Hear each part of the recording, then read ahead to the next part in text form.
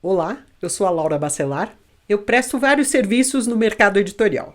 Eu ajudo autores a tirarem dúvidas com consultoria, eu faço mentoria para quem quer escrever livros de não ficção e eu faço leitura crítica com viés editorial. Se você tiver interesse, veja os meus dados de contato aqui abaixo desse vídeo. O Thalisson está perguntando, na opinião de vocês, um livro com vários pontos de vista é atraente ou cansativo? Thalisson, essa é daquelas perguntas que não tem resposta. Se bem feito, você pode pôr 15 personagens, cada um contando o que vê de uma determinada história, e tudo bem.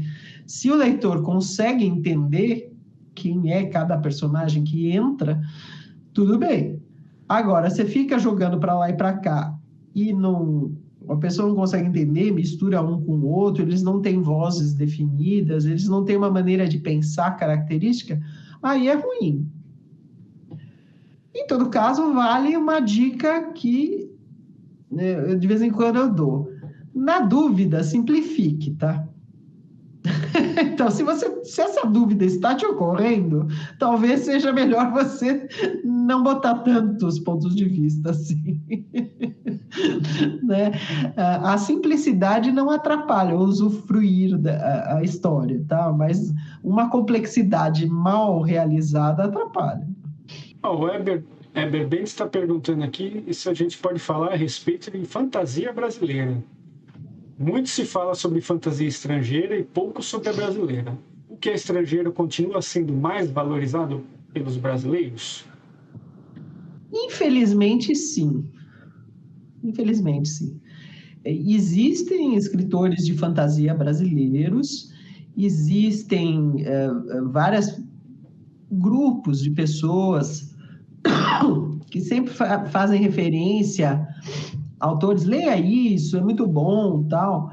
Existe a fantasia brasileira, sim, mas obras internacionais, infelizmente, elas andam mais, têm mais leitores, e mesmo aqui no Brasil elas são mais apreciadas, porque elas são lançadas pelas editoras com mais marketing, que a editora é meio preguiçosa nesse aspecto, né?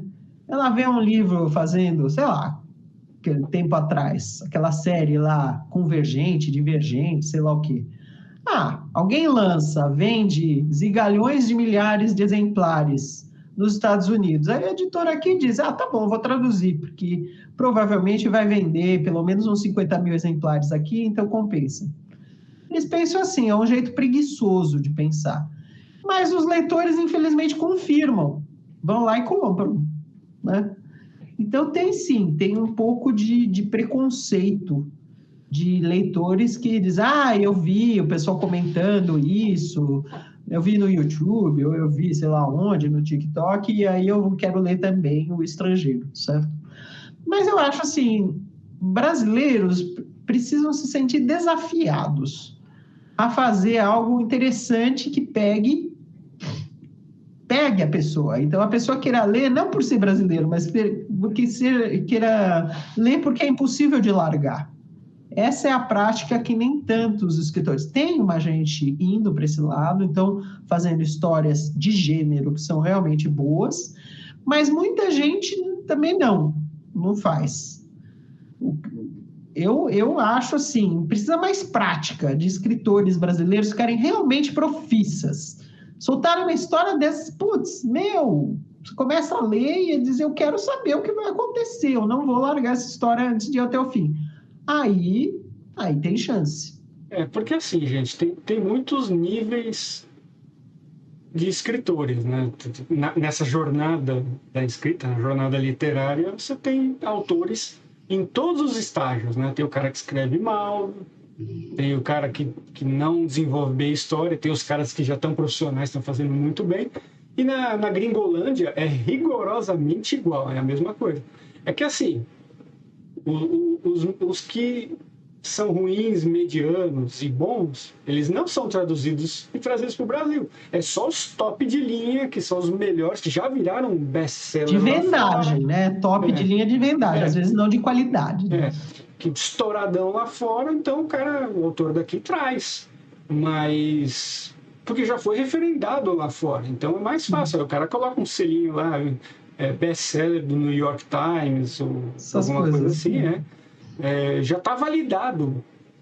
O desafio do brasileiro, do autor brasileiro, é que ele não tem uma validação externa. Então você tem que construir sua carreira e tem que ter paciência, porque não é no primeiro livro.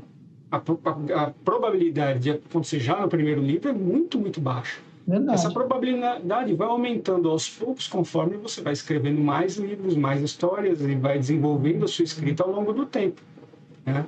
Então, se você tem lá 10 livros escritos, a sua chance de conseguir vender mais exemplares, ter mais leitores, é muito maior do que o cara que tem só um livro ali atrás, né? Então, esse é o processo. Por isso que a gente incentiva a não ficar demorando para escrever livro. Vai soltando, escreve, começa a escrever outra história e vai indo um atrás do outro, que realmente é volume. E numa Amazon da vida ou num... E tem gêneros e gêneros, né? Por exemplo, a fantasia é um pouco difícil, os brasileiros não estão se desenvolvendo tão bem. Tem bons escritores, mas não tem tantos, né? Porém, no horror está indo. O horror tem, sabe? Tem bons escritores desse gênero, né? Terror, horror, o mais sangrento, menos sangrento, quer dizer, os vários subgêneros dentro do gênero, e brasileiros se destacam, vão lá, vendem, são queridos, têm fãs e tal. Então, tudo depende. E a literatura hot, as brasileiras, porque no caso a maioria dos autores de hot são mulheres, né?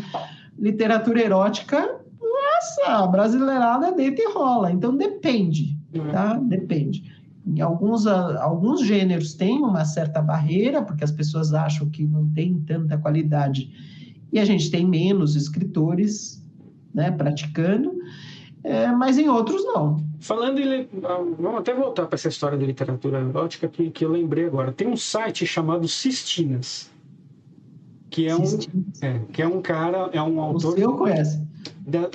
Sistinas conhece. É um cara das antigas, escreve conto erótico e ele sempre botou nesse site dele. Ele criou um universo, uma cidade. Aí tem seres sobrenaturais, tem vampiros, mas é uma cidade, que é a Sistinas. Ele criou todo esse universo e todas as histórias dele giram em torno desse universo. No blog dele, lá no site dele, ele estoura de leituras, né? Depois de um tempo, uma editora procurou ele e publicou um livro dele num compilado das histórias dele, de Sistinas, em um livro, mas o forte dele está no site. Botar a literatura dele lá. Quem tem pendor pro erótico no Brasil tem chance de sucesso. Aqui eu acho que é um tema que tanto homens quanto mulheres se interessam. Então você pode eu já arriscar. li várias histórias dele, eu acho muito legais.